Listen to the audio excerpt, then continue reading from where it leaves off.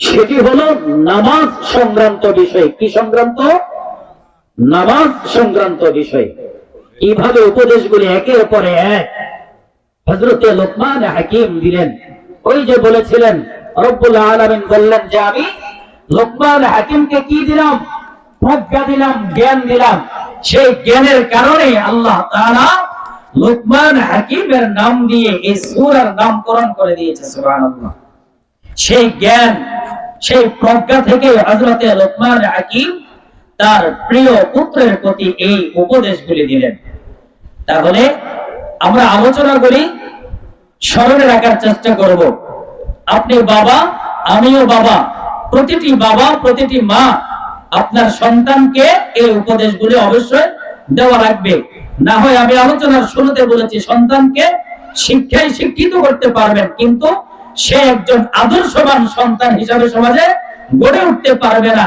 সে একজন আদর্শবান সন্তান হিসাবে সমাজের মানুষের সাথে বসবাস করতে পারবে না যদি তাকে আপনি আদব আখলাক শিক্ষা না দেন।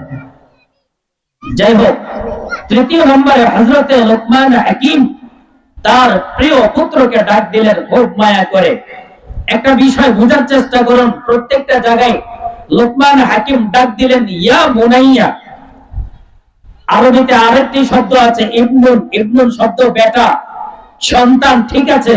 ইয়া বুনাইয়া শব্দ সন্তান। তবে একটা হলো মায়ার সুরের ডাক দেওয়া, আরেকটা হলো একটু সন্তানকে রাগ বশত ডাক দেওয়া। যেমন আপনি আপনার সন্তানকে ঘরে ঢুকে ডাক দিলেন আব্দুল্লাহ, এই আব্দুল্লাহ এদিকে আসো।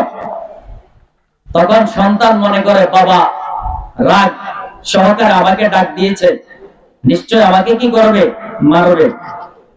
এই ভয়ে সন্তান কি করে না? বাবার কাছে ভিড়াতে চায় না, কাছে ঘেঁষতে চায় না।